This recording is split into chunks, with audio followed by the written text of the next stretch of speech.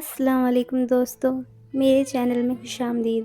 آج کی میری یہ ویڈیو ایک ایسے گنڈے پر مبنی ہے جس کو عشق نے سنوار دیا تھا، جسے لکھا ہے فاطمہ نیازی نے۔ چلیے شروع کرتے ہیں عشق کی داستاں۔ Last episode. ارحان، میرے پیچھے مت آؤ، میں چلی جاؤں گی۔ ذرا سی نرمی کیا دکھا دی تم نے، تو حد ہی پار کر دی۔ آج کے بعد شکل مت دکھانا اپنی، وہ سرد مہری سے کہتی تیزی سے چلتی جا رہی تھی۔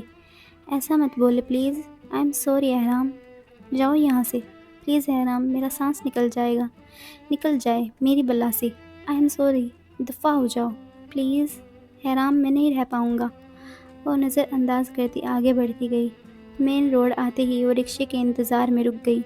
میرے ساتھ چلیں گی آپ گھر؟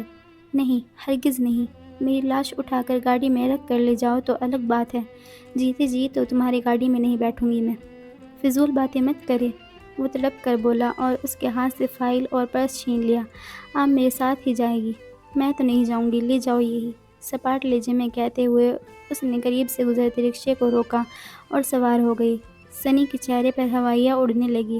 سن ہوتے دماغ کو قابو کرتا وہ بمشکل اپنی جیپ تک آیا۔ احرام کے شدید غصے اور ناراضی کا احساس روح کو کھینچ رہا تھا۔ اس نے چکراتے سر کو اسٹیئرنگ پر ٹکا دیا۔ احرام کچی نیند میں تھی جب دھپ کی آواز کے ساتھ کوئی بالکنی میں کودا۔ احرام نے جھٹکے سے آنکھیں کھولی اور اٹھ کر بیٹھ گئی۔ چند منٹ بعد سنی بالکنی کا لاک توڑ کر اندر داخل ہوا۔ کیوں آئے ہو تم؟ وہ نفرت سے بولی۔ مجھے آپ کے پاس آنے سے کوئی نہیں روک سکتا۔ وہ سرخ آنکھوں سے اس کی طرف دیکھتا بولا۔ بکواس مت کرو، شراب پی کر آئے ہو؟ میرے قریب بھی مت آنا، وہ غصے سے بولی۔ شراب پی کر تو آیا ہوں، پر آپ کو مجھ سے کوئی خطرہ نہیں، میں مرنا پسند کروں گا آپ پر گندی نگاہ ڈالنے سے پہلے۔ اتنی محبت نہیں کرتا جتنی عزت کرتا ہوں۔ آئندہ یہ بات منہ سے مت نکالیے گا، اسی وقت اپنے آپ کو گولیوں سے اڑا دوں گا، اور آپ تو جانتی ہے میں اپنے آپ سے بالکل محبت نہیں کرتا۔ وہ لڑکھڑاتے لہجے میں بولا۔ کیوں آئے ہو؟ اس نے سرد مہری سے پوچھا۔ میں آپ کو بتانے آیا ہوں کہ ہر گزرتے لمحے کے ساتھ میری سانسیں ختم ہو رہی ہیں، میں کچھ کر نہیں پا رہا، مجھ سے کچھ بھی نہیں ہو رہا۔ آپ کی ناراضی مجھے سکون نہیں لینے دے رہی، میری سانسیں ختم ہو رہی ہیں۔ تم صرف دوسروں کی سانسیں ختم کر سکتے ہو، تمہاری سانسیں کبھی ختم نہیں ہوگی، وہ نفرت سے بولی۔ احرام، میں مانتا ہوں میں بہت برا ہوں، بہت ہی زیادہ۔ انسانیت تو پناہ مانگتی ہے مجھ سے، شیطانیت بھی بوکھلا جاتی ہے، کمینہ پن کوٹ کوٹ کر بھرا ہے مجھ میں، بے غیرت بھی بھلا کہوں، حیوانیت سے خوب بنتی ہے میری، لیکن مس احرام آپ سے بے پناہ محبت کرتا ہوں۔ مجھ سے محبت نہ کرے گا کوئی، ٹرسٹ می، اور نہ میں کرنے دوں گا کسی کو۔ جاؤ۔ میں نہیں جاؤں گا، آپ میری طرف دیکھیں۔ نہیں دیکھوں گی۔ مجھ سے بات کرے، غصہ کرے، یہ لے، اس سے مارے، یہ خنجر لے، ختم کر دے، مجھ کو بس ایک بار میری طرف دیکھ لے پلیز۔ میں معافی مانگ رہا ہوں نا، علی کو بھی سوری کر دوں گا، پلیز ایک بار میری طرف دیکھے۔ وہ سسک پڑا۔ مجھے کوئی شوق نہیں تمہارے خون سے اپنے ہاتھ گندے کرنے کا، ٹھیک ہے میں خود کر لوں گا۔ اس نے خنجر ہاتھ میں لیا۔ آپ مجھ سے بات کریں گی یا نہیں؟ نہیں کروں گی، دفع ہو جاؤ، وہ غصے سے بولی۔ سنی نے ہتھیلی پھیلائی اور اپنی ہتھیلی کو بے دردی سے چیر دیا۔ خون کا فوارہ سا بلند ہو کر زمین کو سرخ کرنے لگا۔ احرام دہل گئی۔ کیا آپ مجھ سے بات کر رہی ہیں؟ نہیں، اب کہ وہ چلائی۔ سنی نے پھر ہتھیلی کو گہرائی سے چیرا۔ ٹپ ٹپ کی آواز کے ساتھ خون کے قطرے تیزی سے زمین پر گر رہے تھے۔ اسٹاپ اٹ ارحان، رکو، ایسا مت کرو، میں کر رہی ہوں بات، یہ دو مجھے، لاؤ، مجھے دے دو۔ سنی کے چہرے پر سکون اتر آیا۔ وہ معصومیت سے مسکرایا، خنجر اس کی طرف بڑھا دیا اور خود اس کے گھٹنوں میں جا بیٹھا۔ سنی کا سر احرام کے گھٹنوں پر تھا۔ احرام دہشت زدہ تھی، اس جیسا شخص اس نے کبھی نہیں دیکھا تھا۔ وہ پاگل تھا، دیوانہ تھا، کیا تھا وہ سمجھ نہیں پا رہی تھی۔ اس کی سوچوں سے غافل وہ سر اس کے گھٹنوں پر ٹکائے بالکل پرسکون تھا۔ احرام نے اس کا سر اپنے گھٹنوں سے الگ کیا اور اٹھ کر دوائیوں کا ڈبہ لے آئی۔ وہ اس کے سامنے فرش پر بیٹھی اس کا زخم صاف کر رہی تھی۔ وہ جانتی تھی وہ خود کرے گا نہ ڈاکٹر کے پاس جائے گا، زخموں کی دوا نہ کرتا تھا تب یہ تو ناسور بن گیا تھا۔ اب اگر ناراض ہوئی تو خنجر سے اپنی گردن کاٹ دوں گا۔ احرام نے سخت نگاہ اس پر ڈالی پر کچھ بھی بولنے سے گریز کیا۔ میں آپ کے بغیر رہ نہیں پاتا، جب تک آپ کی جھٹکیاں نہ سنوں مجھے میرا دن مکمل نہیں لگتا۔ آپ مجھ سے ناراض مت ہوا کریں، اپنی اس جنونیت کو قابو میں رکھو، میری زندگی کو مشکل مت بناؤ، کل کو میری شادی ہوگی، تمہاری یہ نفسیاتی عجیب سو کالڈ محبت میری زندگی اجیرن کر دے گی۔ وہ سرد مہری سے بولی، آپ شادی کریں گی؟ تو کیا نہیں کروں گی، مجھ سے شادی کریں گی؟ وہ سر اٹھائے سوالیہ نظروں سے اسے دیکھ رہا تھا۔ تمہیں لگتا ہے کوئی لڑکی تم سے شادی کرے گی؟ میں کسی دوسری لڑکی کو نہیں جانتا، آپ سے پوچھ رہا ہوں، آپ کریں گی؟ ہرگز ہرگز ہرگز نہیں، بالکل بھی نہیں، اس نے دو ٹوک لہجے میں کہا۔ اس کا چہرہ تاریک ہوا، اس نے اپنی کنپٹی کھجائی اور نفی میں سر ہلانے لگا۔ تو پھر آپ کسی اور سے بھی شادی نہیں کریں گی؟ میری نہیں تو کسی کی نہیں۔ اس کے چہرے پر معصوم مسکان تھی، وہ لب دانتوں میں دبائے معصومیت سے اس کی جانب دیکھ رہا تھا۔ آپ کی طرف دیکھنے والی ہر آنکھ ضائع ہوگی، آپ کو چھونے والا ہاتھ جڑ سے کٹے گا، آپ کی طرف بڑھنے والے قدموں میں جان نہیں رہے گی۔ حیران صرف ارحان کی ہے، ارحان کے علاوہ کسی کو اجازت نہیں کہ وہ اسے دیکھے یا اسے سوچے۔ یہ محبت ہے تمہاری؟ تم مجھے تکلیف پہنچا کر سکون محسوس کرتے ہو؟ نہیں، میں خود بھی ہر وقت تکلیف میں رہتا ہوں۔ اگر آپ میری قسمت میں نہیں ہیں تو پھر دنیا کے کسی شخص کی قسمت میں آپ کا نام نہیں ہوگا۔ تم شیطان ہو، تمہاری اس معصوم مسکراہٹ کے پیچھے کا شیطان مجھے صاف دکھائی دے رہا ہے۔ تم بہت بڑے بول رہے ہو، کسی شیطان سے کم نہیں لگ رہے۔ ہاں میں شیطان ہوں، لیکن ماں مجھے معصوم کہتی تھی۔ پھر ایک دن میں نے چھوٹی سی شرارت کی تھی، ماں نے مجھے ایک نام دیا تھا، پتہ ہے میری ماں کہتی تھی کہ ارحان ایک معصوم شیطان ہے۔ وہ چند لمحے اسے خاموشی سے دیکھتی رہی، پھر اٹھ کر کمرے سے نکل گئی۔ چند لمحے بعد لوٹی تو ہاتھ میں جوس کا گلاس تھا۔ یہ پی لو۔ نہ، اس نے نفی میں گردن ہلائی۔ کیوں؟ میرے ہاتھ میں درد ہے، آپ پلائیں۔ وہ مسکرایا۔ ایک ہاتھ میں درد ہے نا، دوسرے میں تو نہیں۔ پینا ہے تو پیو ورنہ جاؤ، ویسے بینڈیج ہو چکی ہے۔ اوکے، جا رہا ہوں۔ سیدھے ہاتھ میں درد ہے، الٹے ہاتھ سے نہیں پیتا میں، گناہ ملتا ہے، وہ جاتے جاتے بولا۔ حیرام نے سر پکڑ لیا۔ ڈرامے بازیاں کبھی ختم نہیں ہوگی تمہاری۔ رکو، وہ گلاس لے کر اس کی طرف بڑھی۔ وہ جو چار بوتلیں شراب کی چڑھاتے ہو، لوگوں کی ہڈیاں توڑتے ہو، تب گناہ کا خیال نہیں آتا؟ تب کر کہتے ہوئے گلاس اس کے لبوں سے لگایا۔ وہ مسکراتی نظروں سے اسے دیکھتا گھونٹ گھونٹ شربت حلق میں اتار رہا تھا۔ حیرام دفتر سے نکلی تو سامنے کھڑا تھا، چہرہ سنجیدہ تھا۔ آگے بڑھ کر فائل اور پرس اس کے ہاتھ سے لیا اور جیپ میں جا بیٹھا۔ حیرام دل ہی دل میں حیران ہوئی۔ آج وہ مسکرایا نہ تھا، نہ کوئی بات کی تھی۔ عمر چاچا کا انتقال ہو گیا ہے، ہم سب جا رہے ہیں ان کے جنازے میں۔ 3-4 دن میں یہاں نہیں ہوں گا۔ آپ کو چھوڑ کر جانے کا دل تو نہیں ہے، لیکن جانا بھی ضروری ہے۔ اپنا خیال رکھیے گا، ٹائم پر کھانا کھائیے گا، زیادہ کام کا بوجھ مت لیجیے گا، وہ نرمی سے کہہ رہا تھا۔ حیرام کچھ نہ بولی۔ آپ کچھ کہیں گی نہیں؟ میں کیوں کہوں گی کچھ؟ اس نے لاپرواہی سے کندھے اچکائے۔ سنی نے گہری سانس لی۔ کیا پتہ راستے میں موت آ جائے یا ایکسیڈنٹ ہو جائے، کوئی اچھی دعا ہی دے دے، کہہ دے کہ مجھے یاد کریں گی، جھوٹے منہ ہی صحیح، ویسے مجھے پتہ ہے بالکل یاد نہیں کریں گی، لیکن کرے آپ جو سلوک کرنا ہے۔ یہ عشق کمبخت شکوے گلوں کی اجازت کب ہی دیتا ہے، پر میں آپ سے ہمیشہ محبت کروں گا، مجھے فرق نہیں پڑتا کہ آپ میری محبت کے ساتھ کیا سلوک کریں۔ حیرام نے رخ موڑ لیا اور کھڑکی کے باہر دیکھنے لگی۔ آج کے دن اسے واپس آنا تھا۔ حیرام دفتر سے نکلی تو لاشعوری طور پر نگاہوں نے سنی کی جیپ کو کھوجا۔ جیپ نہ پا کر اس کا چہرہ بجھ گیا۔ وہ سر جھکا کر بس اسٹاپ کی جانب بڑھ گئی۔ 4 دن تو گزر گئے ہیں، اسے آ جانا چاہیے تھا، دل ہی دل میں بولی۔ گھر کی طرف جاتے ہوئے راستہ بے حد سنسان لگا۔ اس کی نگاہ خالی تخت پر پھسلی، جگہ خالی پا کر قدم تیز کر دیے۔ جانے کیوں، دل اداس ہو رہا تھا۔ گھر پہنچ کر بے چینی کی حالت میں چند لقمے لیے اور اپنے کمرے میں چلی آئی۔ رات آ پہنچی تھی۔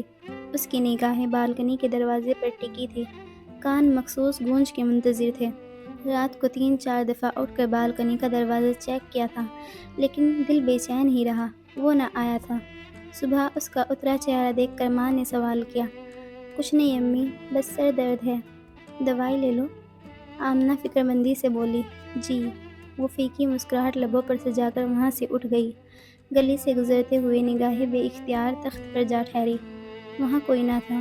وہ بے حد مایوس ہوئی اور گہری سانس لے کر آگے بڑھ گئی۔ اسے گئے 2 ہفتے ہو چکے تھے۔ اس کی غیر موجودگی اسے بری طرح چبھتی تھی۔ وہ 100 اندازے لگاتی، مسترد کرتی، کبھی اس کی معصومانہ باتیں یاد کر کے ہنس دیتی تو کبھی اس کا دیوانہ پن یاد کر کے نئے سرے سے اس کا غم بناتی۔ وہ ہر گزرتے دن کے ساتھ مرجھاتی جا رہی تھی۔ ماں نے بھی کئی دفعہ اس کی اداسی محسوس کی تھی۔ وہ کام کے بوجھ کا بہانہ کر کے ٹال جاتی۔ اس کی باتیں آس پاس گونجتی محسوس ہوتی۔ ذرا سی آہٹ پر کان کھڑے ہو جاتے، نگاہیں بالکنی کے دروازے پر ٹک جاتی۔ بے اختیار اس کی آنکھیں بھیگ جاتی۔ اس نے خود سے کچھ نہ کہا، نہ سوال کیا۔ بے بسی کے عالم میں، شب کی تاریک میں وہ اعتراف کرتی تھی کہ اسے اس سے محبت ہو گئی تھی۔ اسے اس سے محبت ہو گئی جسے ایک زمانہ بگڑا کہتا تھا۔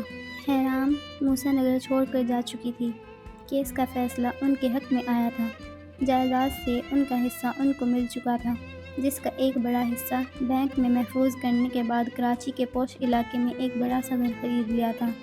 آمنہ نے کلفٹن کے علاقے میں ایک اپنا بوتیک کھول لیا تھا۔ اب ان کا سارا دن وہی گزرتا تھا، جبکہ حیرام گھر میں رہتی تھی۔ اس کی غائب دماغی اور بے قاعدگی کی بنا پر اسے ملازمت سے فائق کر دیا گیا تھا۔ وہ سارا دن اداسی سے گھر میں چکر کاٹتی رہتی۔ کوئی کہہ دے گلاب سے میرے، تیری خوشبو اداس ہے آجا۔ وہ لون میں بیٹھی ویران نگاہوں سے آسمان میں اڑتے پرندوں کو دیکھ رہی تھی۔ کہاں ہوگا، کیسے ہوگا، مجھے یاد بھی کرتا ہوگا؟ کیا وہ میری بے رخی سے بیزار ہو کر واپس نہ آیا؟ یا پھر اللہ نہ کرے میری عمر بھی اسے لگ جائے۔ اللہ، وہ جہاں بھی ہو بالکل سلامت ہو۔ اس خیال کے آتے ہی وہ یوں ہی تڑپ جایا کرتی تھی۔ اسی وقت آمنہ کی گاڑی اندر داخل ہوئی۔ وہ اتنی گم تھی کہ ان کی آمد محسوس ہی نہ کر سکی۔ انہوں نے گاڑی سے اتر کر تعصب زدہ نگاہ اس پر ڈالی۔ اب تو وہ بھی عادی ہو چکی تھی اس کی نہ سمجھ آنے والی بیماری کی۔ بی بی جی، حیرام بی بی پر تو کسی شے کا سایہ لگتا ہے، کہیں سے دم کیوں نہیں کرواتی؟ سکینہ نے چائے پیش کرتے ہوئے اسے کہا۔ کیا مطلب؟ بی بی جی ان کی حالت پر غور نہیں کیا؟ اتنی اداس رہتی ہے، نہ کسی سے بات کرتی ہے اور کئی دفعہ تو جواب ہی نہیں دیتی، جتنی بھی آوازیں دے دو۔ کل میں نے چھت پر ان کو بری طرح روتے دیکھا۔ حیرام رو رہی تھی؟ اس کی خاموشی اور اداسی سے تو وہ خود بھی واقف تھی، لیکن رونے والی بات بالکل نہیں تھی۔ وہ مزید فکر مند ہوئی۔ کاش کوئی ایسا جادو ہوتا جس سے کر کے میں اپنی زندگی سے وہ 5 ماہ نکال دیتی۔ کہنے کو تو 5 ماہ بہت کم ہیں، لیکن ان 5 مہینوں نے میرے وجود پر بہت گہرے نقش چھوڑے ہیں، جنہیں میں چاہ کر بھی نکال نہیں پا رہی۔ ارحان نامی آصف نے میرے وجود پر قبضہ کر لیا تھا۔ اگر اب وہ مجھے آزاد بھی کر دے تو میرا وجود ہمیشہ آصف زدہ رہے گا۔ اب کوئی بھی اس وجود کو آباد نہیں کر پائے گا۔ اذان کی آواز نے اسے سوچوں کے سمندر سے ساحل پر پٹخ دیا۔ وہ چونک کر اٹھی اور وضو کرنے چل دی۔ وہ جوں ہی نماز کے لیے کھڑی ہوتی، اس کے آنسو بہنے لگتے۔ وہ پوری نماز روتے ہوئے ادا کرتی تھی۔ نماز ختم کرنے کے بعد وہ دوزانوں ہو کر بیٹھی اور دعا کے لیے ہاتھ اٹھا دیے۔ یا اللہ، میں نے ہمیشہ تیری رضا مانگی ہے۔ میں بے حد گناہ گار ہوں، سیاہ کار ہوں۔ وہ میرے حق میں برا ہے تو میں صبر کر لوں گی۔ میرے صبر کے اجر میں تو اسے ہمیشہ شاد رکھنا، اس کو ہدایت دے کر سیدھے راستے پر چلا دے، اس کے گناہوں کو معاف کر دے، اسے لمبی زندگی عطا کر، اس کا دل نور سے بھر دے، اسے اپنا دوست بنا لے۔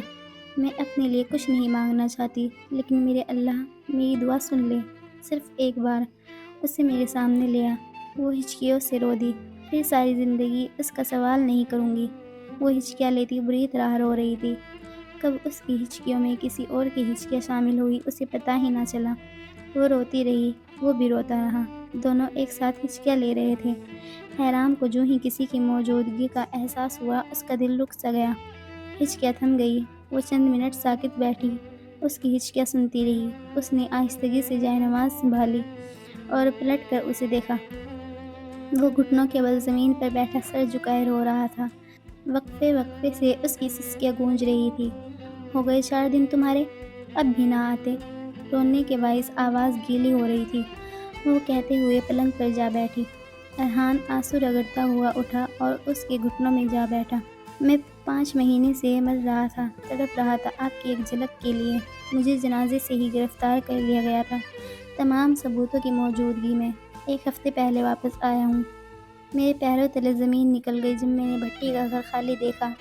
1 ہفتے سے پاگلوں کی طرح آپ کو پورے شہر میں ڈھونڈتا رہا، اور اب جا کر ملی ہے۔ اس نے سر اس کے گھٹنوں سے ٹکا دیا۔ اب میں کہیں بھی نہیں جاؤں گا، مجھے اپنے پاس رہنے دے پلیز۔ وہ بے وجہ سے بولتا ہوا چپ ہوا۔ حیرام نے اس کے بالوں پر نرمی سے ہاتھ پھیرا اور ہاتھ اس کے کان کی طرف بڑھایا۔ ارحان الجھی حیران نگاہوں سے اسے دیکھ رہا تھا۔ حیرام نے اس کے کان کی بالی اتاری، ہاتھ پکڑا، ساری انگوٹھیاں اور بریسلیٹ اتار لیے، پھر ہاتھ بڑھایا اور شرٹ کے بٹن بند کرنے لگی۔ نہ چاقو، نہ خنجر، نہ بندوق، نہ شراب، نہ لڑائی، نہ جھگڑے، نہ غنڈہ گردی۔ وہ ٹھہر ٹھہر کر بول رہی تھی۔ ارحان کی آنکھیں چمکنے لگی، وہ معصومیت سے مسکرانے لگا اور سر اس کے گھٹنے پر ٹکا دیا۔ ویسے تم اندر کیسے آئے؟ یہاں کی بالکنی تو کافی اونچی ہے۔ ارحان نے جھٹکے سے سر اٹھایا اور اس کی طرف معصومیت سے دیکھنے لگا۔ وہ نہ، اس نے نظریں چراتے ہوئے تھوک نکلا۔ حیرام کو وہ اس وقت خوف زدہ سا بچہ لگا جو ڈانٹ کے ڈر سے بول نہ رہا ہو۔ بتاؤ، وہ بظاہر سنجیدگی سے بولی۔ وہ چوکیدار تو آنے نہیں دے رہا تھا، میں نے ہلکا سا ہی مارا تھا، وہ گیٹ کے پاس بے ہوش۔ میں اسے لے جاؤں گا ڈاکٹر کے پاس، پلیز غصہ مت کیجیے گا، وہ ہچکچاتے ہوئے بولا۔ تم نہ، ارحان تمہارا کیا کروں میں؟ حیرام نے اس کے بال مٹھی میں دبوچ لیے۔ کچھ بھی کر لے، آپ کا ہی تو ہوں، وہ بولا۔ شٹ اپ پاگل، وہ مسکرائی اور مصنوعی خوبی سے بولی۔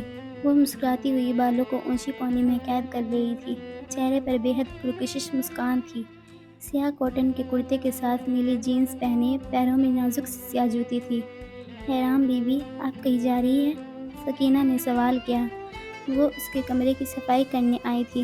جی آنٹی، میں اپنے دوست سے ملنے جا رہی ہوں، کھانا وہیں کھا لوں گی، امی کو بتا دیجیے گا۔ اس نے مسکراتے ہوئے اپنی چادر کندھوں پر ڈالی اور باہر کی جانب بڑھ گئی۔ دوست؟ کون سا دوست؟ اس کا تو ایک ہی دوست تھا، علی، جو اب ترکی میں ہے۔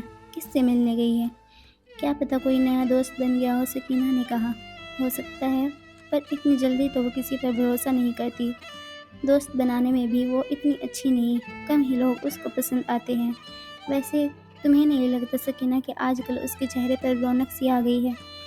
جی میں بھی یہی کہہ رہی تھی۔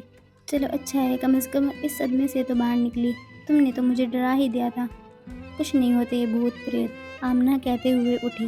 حیرام سر جھکائے پارک کی بینچ پر بیٹھی ہوئی، وہ ایک نکتے کو سوچی جا رہی تھی کہ اسے محبت ہو چکی تھی اس شخص سے جس سے اسے گھن آتی تھی۔ وہ شخص روح میں جذب ہو چکا تھا، سانسوں میں چلتا تھا، اس کے نام پر دل دھڑکتا تھا، اس کی بھاری آواز اسے شہر میں جکٹ لیتی تھی۔ اب اس کے ارد گرد موجود ہونے سے خوف نہیں آتا تھا، وہ قریب ہوتا تو تحفظ کے حصار میں خود کو پاتی تھی۔ حیرام، اس نے نرمی سے اسے پکارا۔ حیرام کا دل تیزی سے دھڑکنے لگا، اس نے سر اٹھا کر اسے دیکھا۔ وہ مسکراتے ہوئے اسے دیکھ رہا تھا۔ بیٹھو نا، کھڑے کیوں ہو؟ وہ اس کے برابر میں اس سے ذرا فاصلے پر بیٹھ گیا۔ حیرام نے اس کے حلیے پر ستائشی نگاہ ڈالی۔ سفید جینس اور ہلکی نیلی شرٹ کی آستینیں کونیوں سے موڑ رکھی تھی، چہرے پر ہلکی شیو تھی، سر پر پی کیپ تھی، وہ پیارا لگ رہا تھا۔ اچھے لگ رہے ہو، وہ بولی۔ ارحان جھینپ گیا، مسکراتے ہوئے ایک فائل اس کی طرف بڑھا دی۔ یہ کیا ہے؟ اس نے پوچھتے ہوئے فائل پکڑی اور اسے کھولنے لگی۔ یہ کیا ہے؟ تم نے ایک دن میں MBA کر لیا، وہ حیرت سے بولی۔ میٹرک کے علاوہ ساری کی ساری جعلی ڈگریاں ہیں، وہ اطمینان سے بولا۔ اف ارحان، کب سدھرو گے؟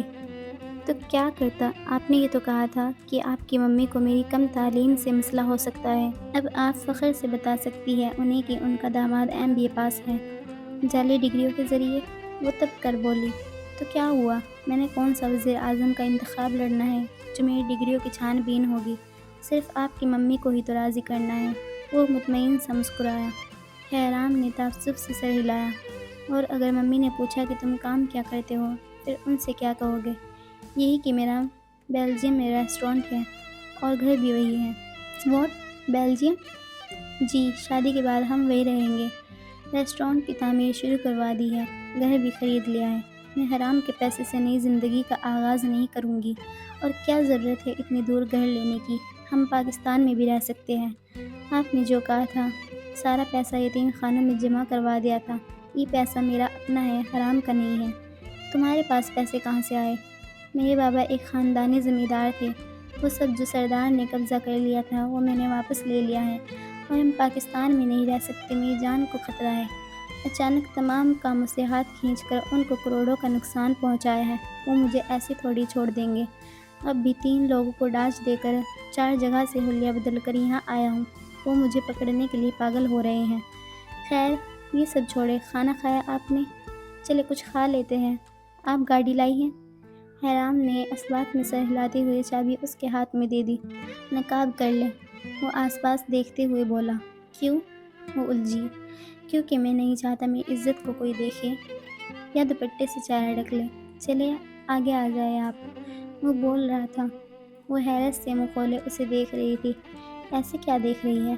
وہ الجھ کر اس کی طرف دیکھنے لگا۔ کچھ نہیں، وہ مسکرا دی۔ عورت کو مرد کی طرف سے ملنے والا سب سے قیمتی تحفہ عزت ہے۔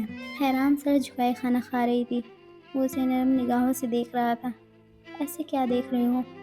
یہی کہ میری بلی چھوٹے سے بچے کی طرح کھانا کھا رہی ہے، اس نے پیار سے کہا۔ وہ ہنس پڑی۔ تم بھی کھاؤ۔ کھا رہا ہوں۔ وہ اپنے پلیٹ پر جھکا۔ تم نے سچ میں سب کچھ چھوڑ دیا ہے؟ کسی خدشے کے تحت وہ بولی۔ حیرام، میں آپ کے سر کی قسم کھا کر کہتا ہوں کہ میں تمام غیر قانونی کام چھوڑ دیے ہیں۔ حیرام نے مطمئن سی سانس خارج کی۔ اور شراب وغیرہ؟ کسی خیال کے آتے ہی اس نے دوبارہ سوال کیا۔ ہاں وہ بھی۔ اس نے نظریں چرائی۔ میری قسم کھا کر کہو نا کہ شراب بھی چھوڑ دی ہے۔ چھوڑ دی ہے نا؟ وہ تنک کر بولا۔ تو کھاؤ قسم اور بولو کہ چھوڑ دی ہے۔ میں نہیں کھا رہا، وہ چڑ کر بولا اور دوبارہ اپنی پلیٹ کی طرف متوجہ ہوا۔ حیرام کھلکھلا کر ہنس پڑی۔ ارحان نے خفگی سے اس کی جانب دیکھا۔ ایسے کیا دیکھ رہے ہو ہاں؟ حیرام بظاہر غصے سے بولی۔ کچھ نہیں، آئی ایم سوری، میں کوشش کر رہا ہوں پینا کم کر دی ہے، جب تک آپ آئے گی تب تک مکمل طور پر چھوڑ دوں گا۔ وہ تو چھوڑ ہی دو گے میرے قبضے میں آنے کے بعد، وہ دھونس جما کر بولی۔ وہ ہنس دیا۔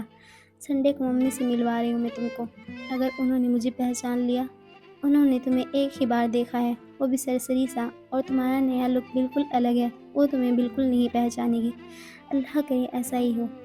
وہ دونوں اس وقت ارحان کے فلیٹ میں موجود تھے۔ یہ فندہ ڈالنا ضروری ہے کیا؟ وہ منمنایا۔ یہ فندہ نہیں، ٹائی ہے ارحان، وہ ٹائی کی نوٹ بناتے ہوئے بولی۔ لیکن میرا دم گھٹ رہا ہے اس میں، کچھ وقت بعد عادت ہو جائے گی۔ حیرام نے اس کا اعتراض رد کر دیا۔ ممی کو سب سے پہلے سلام کرنا ہے۔ کیسے؟ مجھے پتا ہے نا، بتاؤ کیسے؟ حیرام نے اسے گھورا۔ السلام علیکم aunty, how are you, you looking gorgeous, Arhan نے حیرام کے سکھائے گئے لب لہجے میں کہا۔ حیرام نے بمشکل مسکراہٹ ضبط کی۔ پھر چہرے پہ مسکراہٹ سے جا کر بیٹھ جانا ہے، صرف اسی بات کا جواب دینا ہے جو پوچھے گی۔ اس نے کوئی چوتھی باری سے دوہرایا تھا۔ Good my boy. حیرام نے اس کی اکتائی ہوئی شکل کو محبت سے دیکھا اور اس کا گال تھپتھپایا۔ اکتاہٹ فوراً غائب ہوئی، چہرے پر اس کی مخصوص مسکراہٹ پھیل گئی، چہرے کا ڈمپل نمایاں ہوا۔ صدام اور باقی لڑکے کہاں ہیں؟ صدام کو تو میں نے لاہور بھیج دیا تعلیم مکمل کرنے۔ باقی لڑکوں میں کچھ سدھر کر کاموں میں لگ گئے اور کچھ نے دوسرے گروہوں میں شمولیت اختیار کر لی۔ ویسے تم بھی دوبارہ تعلیم مکمل کر سکتے ہو۔ نہیں، میں MBA کر چکا ہوں، آگے پڑھنے کا ارادہ نہیں فی الحال۔ حیرام ہنس پڑی۔ اس نے آتے ہوئے ارحان کی فرمائش پر پالک گوشت بنایا تھا، اب وہ روٹیاں بنانے کی تیاری کرنے لگی۔ ارحان کاؤنٹر کے قریب کھڑا اسے کام کرتا دیکھ رہا تھا۔ ایسے نکموں کی طرح کھڑے ہو کر مجھے نہ گھورو، سیلڈ ریڈی کرو۔ شاباش، پر پیاز میں نہیں کاٹوں گا، اس نے پہلے ہی خبردار کیا اور فریج سے سبزیاں نکال کر دھونے لگا۔ حیرام نے مسکراتے ہوئے کنکھیوں سے اسے دیکھا۔ سادہ دل اور معصوم حرکتیں، یہ 6 فٹ 1 انچ کا بچہ اسے بےحد پیارا لگتا تھا۔ ارحان کی پرکش شخصیت، معصوم مسکراہٹ اور سادگی بھری باتوں نے 2 ملاقاتوں میں ہی آمنہ کا دل جیت لیا تھا۔ اس کی بدلی ہوئی شخصیت نے ان کو ذرا بھی محسوس نہ ہونے دیا کہ وہ موسیٰ نگر وہی بدنام ترین شیطان ہے جسے عشق نے بدل دیا تھا، دھو دیا تھا۔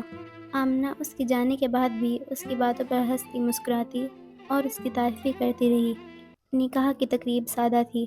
سنہرے اور سرخ لہنگے میں حیرام بے حد خوبصورت نظر آ رہی تھی۔ ارحان بمشکل اس سے نظریں ہٹا پا رہا تھا، نگاہیں بار بار اس کے سجے سنورے روپ پر جا ٹھہرتی۔ یہ احساس اس پر ہو تھا کہ یہ سجا سنورا روپ اب ساری زندگی کے لیے اس کی دنیا کو حسین بنانے والا تھا۔ لبوں پر خوبصورت مسکان سجائے وہ ہر چند لمحے بعد بے خودی سے اسے تکنے لگتا ارحان کے اس معصومانہ اظہار مسرت پر حیرام دل ہی دل میں مسکرا رہی تھی۔ وہ برسلز کے خوبصورت گھر میں رہتے تھے۔ ارحان کا ریسٹورنٹ گھر سے چند میل کی دوری پر تھا۔ وہ شام کے کھانے کی تیاری کر رہی تھی۔ Good evening my life, Arhan نے پیچھے سے آ کر اس کے کندھے پر اپنا سر رکھا۔ یہ گلاب میرے گلاب کے لیے، ایک زہریلے کانٹے کی طرف سے۔ کانٹا کس کو کہا؟ حیرام نے اس کا کان پکڑ لیا۔ ارے مسٹر جارج کو کہا، ان کے باغیچے سے ہی تو لایا ہوں، مطلب ان کی طرف۔ بس چپ۔ جس دن ان کو پتہ چل گیا نا کہ تم ان کے باغیچے سے روز ایک گلاب توڑ کر لاتے ہو تو تمہیں پوچھیں گے، میں بھی ان کو پوچھ لوں گا پھر۔ وہ شرارت سے بولا اور اس کے کندھے سے سر ہٹایا۔ جاؤ جا کر فریش ہو جاؤ، حیرام نے کہا۔ ہو جاؤں گا۔ وہ سنک پر رکھے خالی کپ دھونے لگا۔ اف چھوڑو ہنو، پہلے اتنا تھک کر آتے ہو پھر یہاں لگ جاتے ہو۔ جاؤ تم، میں کر لوں گی۔